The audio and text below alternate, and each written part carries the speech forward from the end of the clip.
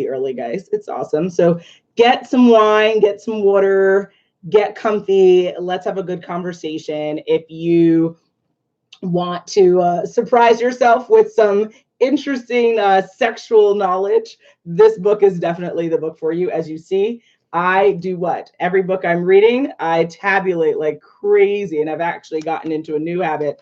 I'll show you what I do now, actually, is I've gotten these really nifty tabs. And so what I'm doing is when I'm reading these books for the book club and beyond, I'm taking these tabs and I'm writing down specific parts that I want to remember for myself or for the conversation that we're going to have. So it's good stuff, guys. So get yourself a pair of these tabs. They're fun, super good, super easy. You can get them from Amazon.com. Shout out to Amazon. And we're going to get started in a couple. So like I said, definitely get comfy, share this out, por favor.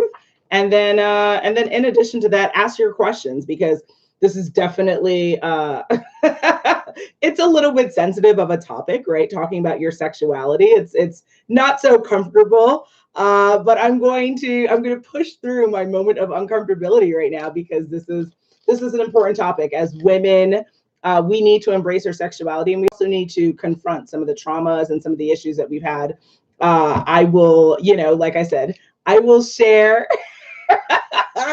my thoughts and things that I related to while reading this book. But if you really want to have a deep dive with yourself and have a better understanding of your sexual health and your sexual exploration and sexual enlightenment and excitement, you definitely want to make sure you get a copy of this book. So dressingroom8.com, pick it up. It's on the homepage. And we have just a couple of minutes. And in addition to that, if anyone has anything interesting or exciting that they want to share, hop on. I'm here on Facebook, on Periscope, on YouTube. Put your comments in. We have a couple of seconds before we get started. And then, of course, join me in this conversation and ask your questions. Like I said, it was definitely nerve-wracking to read it, because sexual health is not something that I normally read about or even discuss, right? But I thought it was important. It was an important comfort zone that I needed to expand for myself. And I hope that you can join me on this journey as well, because it's quite shocking, actually, kind of what's going on with our bodies and what's going on with our sexual behavior. So interesting stuff, guys. Interesting stuff. A couple more seconds. Bear with me, and then we'll get started. But no comments, nothing so far on YouTube, on Facebook, on Periscope. Thank you for the heart on Periscope. I appreciate you. Absolutely. Nothing. All right, guys. Well, we're gonna get started in a couple. This is gonna be nuts. This is gonna be interesting. I'm like slightly nervous because it's oh my gosh, talking about sex, right? Ooh la la, it's gonna be good. All right, it's time, guys. Hello. My name's Natasha Nurse. I'm here on YouTube. I'm here on Facebook. I'm here on Periscope, and I am a speaker. I'm a coach. I'm a content creator, and I do a lot of other different things. But for tonight's purposes, those are the main things that what brings us together is the Dressing Room 8 platform, a coaching and consulting platform that is designed to coach and teach women how to think with clarity, dress with confidence, and to live with purpose. And I started the Dressing Room 8 book club because I wanted to make a personal plea to myself in the world to just read more books. And if you can't read one book a month, I call bull, because we all have time to indulge in Kim Kardashian and the Kardashian family and their amazing journey. We have time to talk about all the horrible things happening in our life. We have time to complain about the job. We have time to do a lot of things, but for some reason, people always say they don't have time to read. And I said, that's bull. So at bare minimum, let's read one book a month together with the Dressing Room 8 book club. I choose books based on essentially what I'm interested in reading, but also I accept recommendations. So if you're like, this was an interesting conversation and I want you have a recommendation, put those in the comments, because I am finalizing what we're going to do for 2020. But once I finalize, we finalize. We can always have specialty programming, but once I finalize, we finalize, guys. Gotta stick to the schedule. And tonight's a little unnerving, because like I was starting the conversation earlier before we officially got started, is we are talking about sex tonight. Sex, S-E-X. and my heart is thumping. I'm sweating. It's getting real, guys. But before I dive into what I thought about it, let me give you a little bit of context. So the book is called Living Orgasmic Life: Heal Yourself and Awaken Your Pleasure by Zanet Palit. So on Amazon, there's a really long summary. I'm not going to read the whole thing for you, but here is just like a little bit of tidbits. So overcome your discomfort. Living an orgasmic life is for those who find sex challenging or are uncomfortable with their sex life. Women who are alienated from their erotic side due to sexual abuse or trauma will find healing balm in these pages.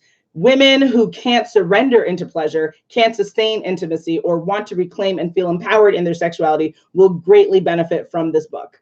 So this book definitely talks about a lot of conversation around sexual trauma and sexual shame. And, if we are going to be honest, and I hope you can be honest with yourself as well right now in this moment, I think I definitely can admit for my own life that, like, growing up, sexuality was kind of taught to me or pressured to me to be a shameful thing, right? As a woman, how dare I want to be a sexual being? That is not something that I should focus on. I need to focus on my studies. I need to focus on being productive and doing great things in this world. I shouldn't be focusing on sexuality. And it didn't necessarily bother me, but I do realize how that kind of shame then what leads to what. So all my life have I enjoyed being naked? Not particularly, right? Like, I didn't always appreciate the mirror image that I was seeing. When I first met my husband, we were 18 years old, and you don't know jack shit about life, right? Like, you don't know your body, you don't know what's going on. There's changes happening that it's uncomfortable. It's uncomfortable to go through that with someone else, right? But it makes it better when your partner is definitely very calming and very open to loving you and wanting to be there with you and having open conversations. So shout out to my amazing husband for always being there for me in that. But it was interesting. Also, I would say, this is a topic that you may or may not like to talk about, but right, like the topic of masturbation, right? And like, how does that play into your role and your life? And do you do it? Do you not do it? Are extra toys involved, right? Like, it's a whole industry. My heart, guys, my heart right now, it's like I can't even take it. But I think what the overall sentiment from reading the book was that, like, at the bare minimum, we've got to confront our sexual status, right? And we spend a lot of time thinking about who we're attracted to and what we want out of other people. But like, what do you want out of your own body? What do you want out of your own sexual journey in life? And I think that I really appreciated that from reading this book, because I realized, I haven't spent enough time thinking about my sexual journey. And like, even though you may or may not be married, you may or may not have a spouse, right? At the end of the day, there are things that you can evolve. There are things that you can do different with your partner. There are things that you could learn, right? What's my life motto, guys? My life motto is to meet someone new and learn something new every single day. So I have to admit that I never really thought about the sexualness of my life in that kind of mantra. And like, shame on me, because at the end of the day, there's so much I could probably learn to do, not do things like that, right? And so what am I going to do, right? How am I going to go into 2020, right? We're ending this year very soon, sooner than you think, and really start to evolve, right? Sexually speaking, and enjoy my body more, enjoy sexualness more. So it's an interesting conversation. It's definitely something that I didn't know if I would want to talk about it publicly, but I'm glad that I am, because I hope that it sparks something in you. I really hope that it forces you to say, you know what, she has a point. I don't necessarily know if I've been exploring my sexual health to the best of my ability. And no, I'm not telling you to go out and put yourself in uncomfortable situations. What I'm suggesting to you is think about what makes you comfortable, what doesn't make you comfortable, and what would you want to change? What would you want to talk about with your partner that you haven't talked about, right? Like, she talks about that in the book, that there are some marriages or some relationships that were really challenged because one of the partners didn't feel comfortable sharing with another partner this is what they want. So let's get into some of the all my tabs, guys. Look at all my tabs that I do. I'm like a crazy person. It's amazing. So I tabulate because, like I was saying earlier, I am able to write out what are some things that I want to talk to. And let's talk about abuse. Let's start easy, right? Let's go dive deep into this. Okay. Sexual abuse. It comes in all different forms. This is on page 61 of the book, if you do happen to have a copy. It comes in all different forms. Overt abuse involving non-consensual physical touch is most common. Many women also experience covert abuse. However, for example, visual or verbal abuse by male family members or trusted authority figures, inappropriate comments, peeping Tom incidents, indecent exposure, an adult male intentionally looking at a naked woman or girl in an inappropriate way. Wow, right? Like, have you ever experienced anything like that in your life? If so, that constitutes as abuse. And so I thought that that was a really powerful breakdown for people because it's like in bullet form, so it's like super easy for you to kind of run through the list and be like, yep, yep, yep, right? Like, and you can figure it out. And deep stuff there, guys. She also goes on to, like, on page 63, talking about post-traumatic stress disorder and how that plays a role with sexuality. Think about that. Now, this part I have to mention because this is for my men, right? This is for any man who is a fan of the dressing room family, but also for you ladies who have men in your life. Think about this little tidbit. This is page 71. Many men have also experienced sexual abuse at the hands of men or women. 1 in 6 boys have been abused before the age of 18, according to a 2005 study by the U.S. Centers for Disease Control. It is likely these incidents are significantly underreported, especially when the definition of rape is changed to include being forced to penetrate. Men who are abused by a parent or close relative have severe psychological damage. Common effects on men include anger management issues, anxiety and fear, confusion over sexual orientation when abused by a man, feelings of helplessness and depression, fear of intimacy, sexual dysfunction. So, ladies, ladies, when our men are kind of displaying certain behaviors, certain issues, right? And you can't pinpoint it. You know, this is something that you also might want to talk about. And no, it's not comfortable. I understand it's downright frustrating. It's downright upsetting. But at the end of the day, if we don't talk about it, what happens? We don't deal with it. And if we don't deal with it, are we really ever going to be able to live our best lives? Absolutely not. So we've got to be able to deal with this. Okay. So for the men out there who have been abused, my greatest sympathies. For the men who are dealing with this and don't feel like they have a space, there are definitely spaces of healing and warmth and acceptance for you. Please do not feel like you cannot share this with your partners because you need to. You have to release. The only way for you to move on past this is for you to release. So, wow. And I didn't know that stat. I know on the Red Table, Jada Pinkett and her family were talking about man abuse, and I was like, good for her for bringing this to the public domain because people need to talk about it. She also talks about body memory, which is something interesting. This is on page 76. I'll share a little bit of tidbit from that. Body memory theory states that the process of storing memories happens not just in the brain, but in the actual physical body itself. Here's an example of how it works. Imagine that as a child, you were a good ice skater, but you haven't put on ice skates in decades. You're invited to go ice skating and feel a little nervous about how you will perform. Will you be smooth or will you fall? And will it feel awkward? Within minutes of getting out on the ice, you're skating freely as if you had never stopped. Why? Body memory. Your body remembers not only how to skate, it remembers the freedom, agility, and confidence you felt on the ice. Compare this to someone who was a bad ice skater, someone who felt awkward, lost their balance, and fell a lot, and was afraid of being hurt. When this person puts on skates and gets on the ice, all of their body memories activate. They tense up, go slowly and cautiously, and feel anxious rather than confident and free. So why is that important? So when you're thinking about your sexual experiences, right? Who remembers their first time?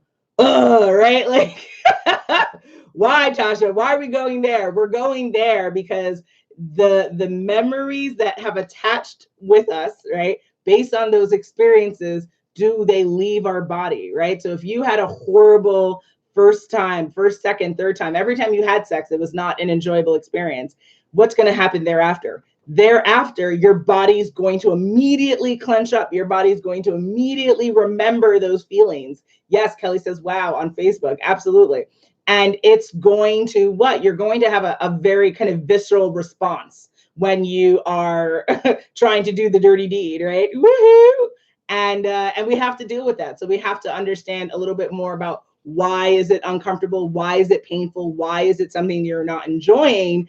Because if you're able to do that, then you don't have to subject yourself to a life of having terrible sex or painful sex or uncomfortable sex, right? It doesn't have to always be that way, but it's about exploring and maybe speaking with a doctor, speaking with someone who can be a sex coach or a therapist, or, you know, various professionals that you can speak to that can give you that advice and give you tools and techniques to work through that uncomfortableness. But I thought that was extremely powerful to think about, because yeah, there are certain things, even for myself, that I remember that it's like, oh, if I don't feel comfortable doing something, then every time if I have to do it, it's like, what, you automatically, your body just like has a response before you can even think about your response. So think about that, guys. She talks about healing and how we have to heal the body, heal the mind, which is really, really key. She also talks about, let's see, I have so many, attachment.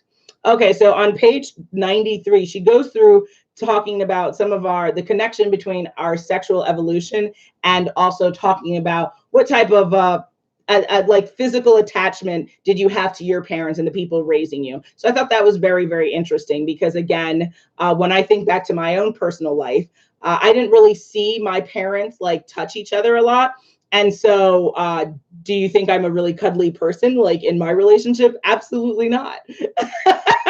Right? Because I never witnessed like wanting to hold hands, wanting to snuggle, like a little bit randomly, but it was, I mean, I definitely remember days on end of people not touching. Khalil, stop it. Khalil's tuning in on Facebook and he's like, tears, tears, tears. Yes, he knows we have plenty of conversations, because I've had to explain that, like, again, I understand human touch it matters more to others than it does to other people, right? And it's a lot of it is how we were raised, and we have to undo a lot of certain mechanisms or guards and walls that we have up, because it's a part of the process. So I constantly have to work on wanting to be more cuddly, right? Because it wasn't something that was ingrained in me. I didn't see the value and the purpose of it. So that might be something interesting to you. That might also be your situation too. Love to hear it in the comments. Let me know, because I've always felt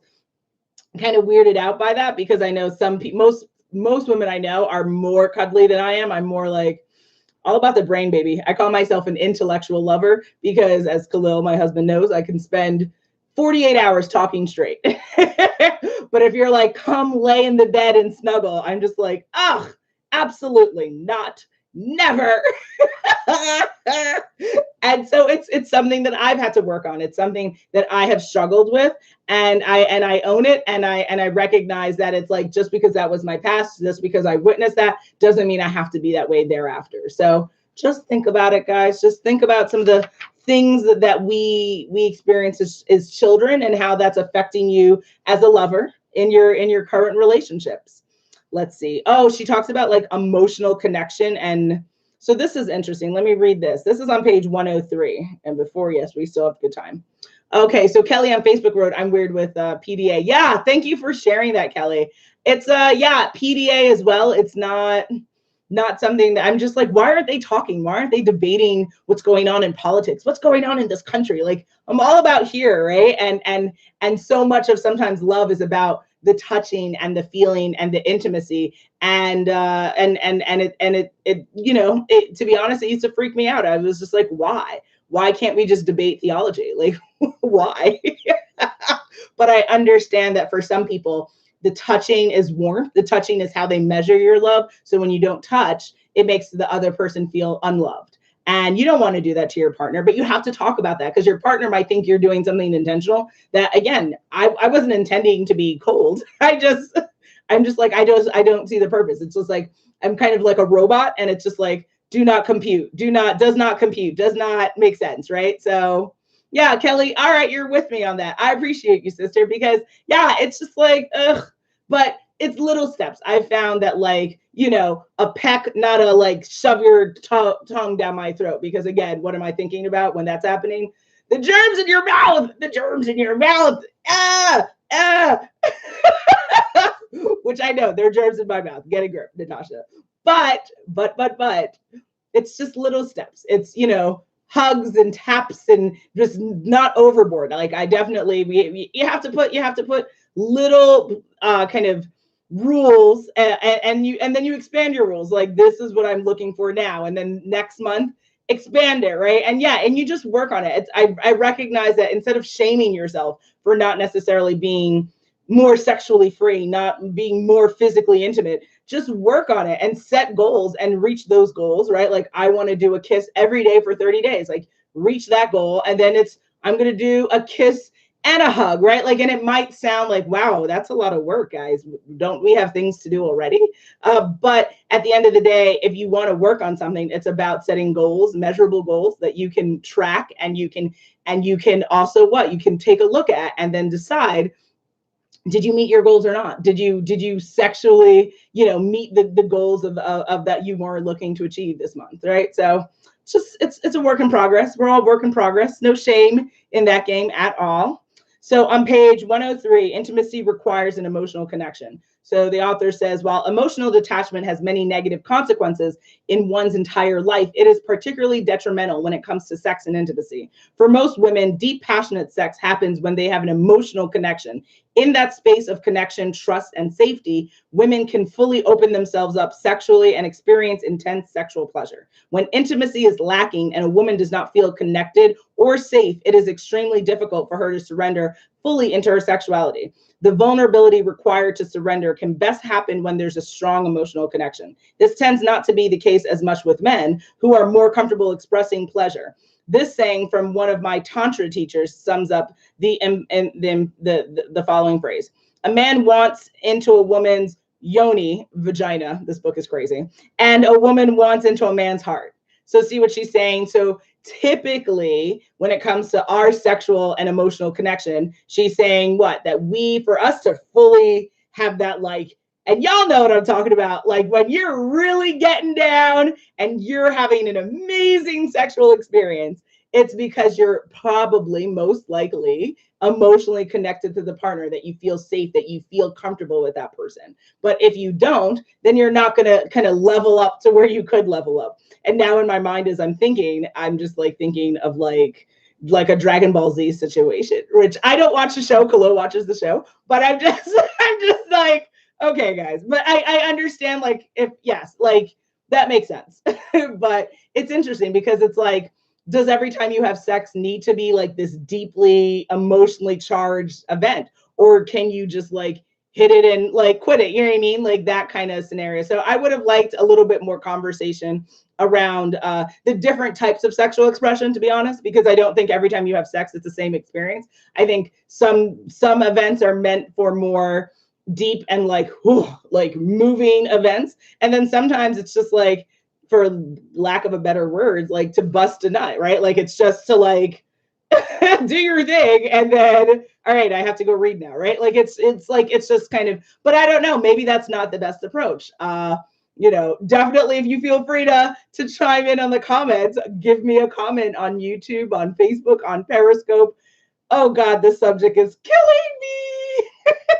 She also talks a lot about Tantra, and I don't think we have enough time to talk about this, but it's in chapter 10. And so she also, like, she has some interesting, yeah, Kelly, LOL. Yeah, yes. It's getting rough. It's getting rough, guys. She talks a lot about also some of the Tantra experiences she has, because as a sexual coach, she kind of works with people, and she talks about how she's very explicit about like what she's doing with her patients and what they need to do to work through things. It was kind of making me blush a little bit, but I was just like, that's interesting. To be discussed with my husband. To be discussed.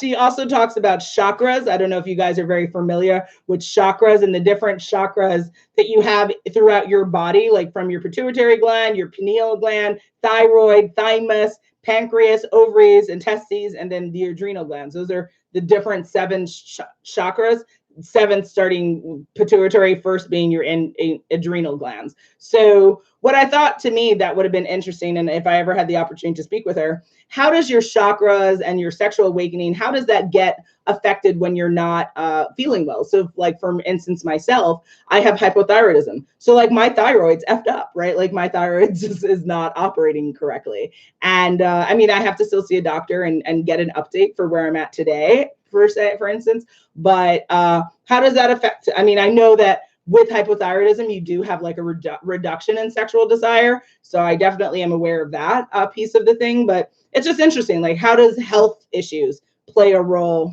in your sexual health and your sexual wellness? I was a little interested in, learning a little bit more of. And then she does talk about like how to reignite your shrinking libido, and like what men want, what women want. One of the biggest things that stuck out to me when reading this book was this idea that there was, I guess, a chakra. Yes, Khalil, chakra. Mm-hmm. You're all about it. He's all in it, guys. He's like ready to have a conversation. Stop it. It's too much. It's too freaky. Oh my goodness. She talks about fantasies and what some people want. So on page 175, and then we'll like start to wrap this up, guys. It's an interesting book for sure. My own research with women around this desire to be taken is consistent with Bergner's. She's referring to Daniel Bergner, who wrote What Do Women Want? And Adventures in the Science of Female. So in my passionate intimacy workshop for couples, I asked the women in the room who would be turned on if your partner threw you up against the wall and started to ravish you. Without fail, every female hand in the room shoots up while the men stand around in the room with mouths agape, right? Like they're just like, what?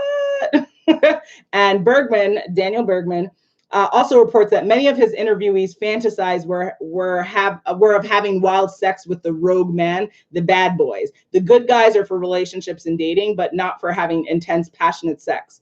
I asked men at my master lover workshop to describe a bad boy.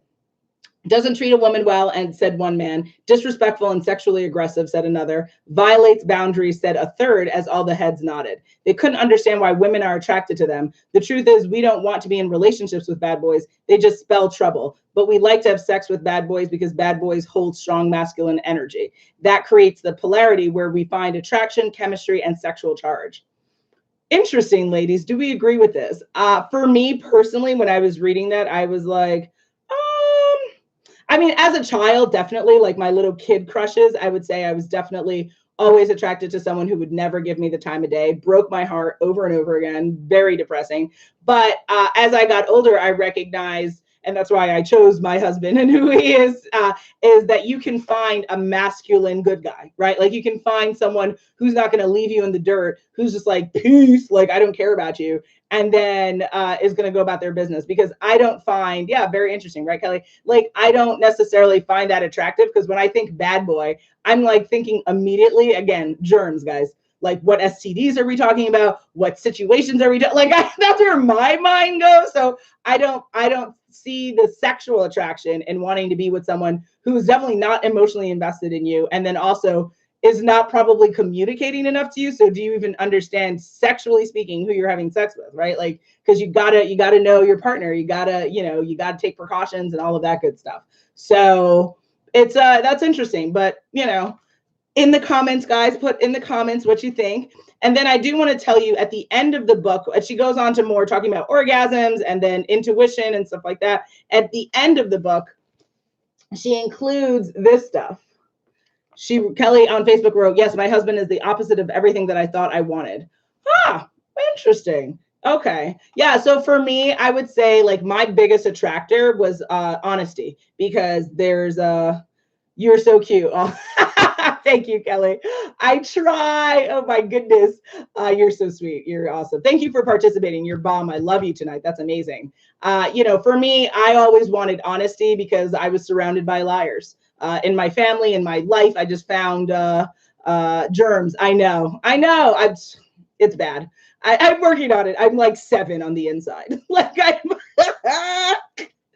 trying to be a grown-up, but it's a work in progress. I'm a work in progress, baby. Work in progress. So when it comes to honesty, that was like paramount for me. I also wanted someone who shared interests in me. They didn't have to be the same person. Like if you talk to me and Khalil, you know that we're completely 100% different people, but we have lots of things in common. We love to eat. Yes, we love good food. We love yummy food. We like travel. We love horror. October is our month. Hello, Halloween is coming. I wish there was a parade every day for the month of October. Oh my gosh. Yes, I love scary movies. He loves scary movies. Also, we love to talk, right? And he's not generally a talkative person with everyone, but me and him have a phenomenal connection. So we talk a lot, and I definitely needed someone who could talk and hear me talk. Obviously, guys, right? Peacock status, and and then also someone who could educate me and challenge me, right? Because who wants to be with someone who's just going to just yes you, right? Like you want someone to be like, nope, keep on moving. I mean, that's what I was used to. That's how I was raised. So it definitely, I knew, had to be in the person I was going to call my life partner. So, but yeah, I would never say that I was like into, like once I was in college, I wasn't like, yeah, I want someone who's going to leave me and never talk to me. Like, nope. That abandonment shit isn't cute. It's not sexy. It's not fun. It's downright emotionally destructive. And I would constitute that self-harm. Like, to be honest, because you know what you're walking into and you're still walking into it. So, I think we need to walk into an office of getting some support and figuring out how we can change that situation. But yeah, it's interesting. It's interesting when you take a step back and you think about who you were and who you are in your relationship. And again, for tonight's conversation, who are you sexually speaking? So again, if you are interested in going on a journey of sexual exploration with yourself, with your partner, with partners, do your thing, right? Do your thing. Thank you, Kelly. Yes. And so I was just saying at the end, it's a guided journal at the end. So let me show you. You can write per chapter, like what each chapter is about. And so sexual abuse, physical trauma, sexual healing, like you can go through and write all your own personal stuff, and you can get it out and you can release it, guys, because when you don't release it, where does it live? It lives in here. And what's that doing? It's holding us back, right? Because for instance, I mean, and she didn't go into this, but if you think about it, if you were more sexually free, how else would your life benefit, right? Would you be more fearless? Would you feel more confident at work? Would you feel like you could do anything, that you're going to do more in your life? Most likely, right? Because it's a part of your progress. It's a part of your development. So I definitely recognize that I have not done enough work in this department, which is why we talked about the book tonight. So I challenge you to join me in our sexual exploration of ourselves. And again, do this for you, right? Like your partner might benefit and be like, I'm about that Natasha nurse right now. Like, yes, right? But ultimately, this is for you, ladies. This is for everyone tuning in who's been rocking with me, rocking with the book club. Thank you for joining. Do you want to know what the next book is going to be? You know what you got to do? You got to go to dressingroomnumber8.com, and then you will always see what the next book is, when the next meeting is, all of that good stuff. There's also a book club page that has more information about the book club. So guys, lessons learned from the book, and then we'll kind of call it quits. Shame exists for women and men when it comes to our sexual journey. So don't feel like as women that we're alone in this. Nope. Men have things that they're ashamed about, right? Like the size of their penis, the the girth, the agility, their ability, right? Like, oh, I just rhymed. Yes. All of that good stuff, right? And guess what? We all have sexual health issues. Like, just like mental health, like you're like, oh, yes. We all have mental health issues that we're working with. And guess what? You got sexual health issues you're working with. So what it look like, what it look like, get the book and work through that, work the hell through that, and get on with your life and get on with the sexual baggage that we're walking around with. And it's just like suffocating us. There's no need for that nonsense. Next, abuse that we've experienced is still with us. And I want us to really be honest with ourselves. Some of us have gone through some really, whether it's physical, mental, all of that good stuff. What have you gone through? And if you haven't really dealt with it, there's no better time than today. There's no better time than now. So get it on. And then sexual health and feeling sexually well is a good thing. It wasn't something that I knew that as a child, and I now know that as an adult. And I'm excited. I'm excited to, right, Kelly? Yeah, Kelly's excited with me on Facebook. Y'all better be excited with me. Like, yes, like you about to feel on yourself. You about to, like, all the boys come here for the milkshake, right? Like you about to, like, really get it popping.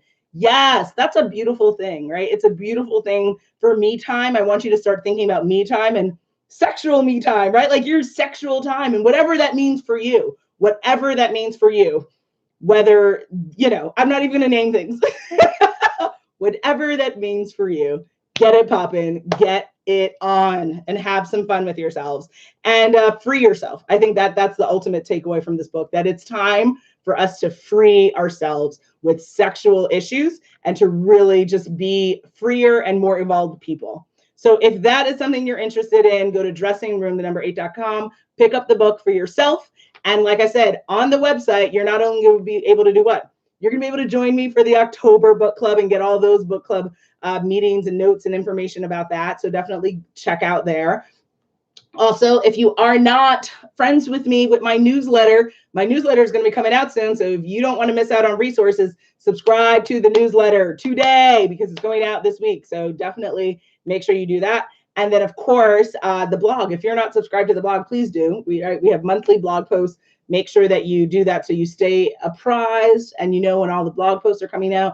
And then, of course, what did I start the conversation with saying? I'm a coach, I'm a speaker. So if there are ways that you feel like I can work with you on how you're presenting, on how you're working your business, on starting a business, on working on getting better acclimated with your creative and artistic ventures, I'm your coach. I'm your girl. I call myself an innovation coach. So you can also schedule a free 30-minute chat with me. So if this was fun, imagine a you and me one-on-one.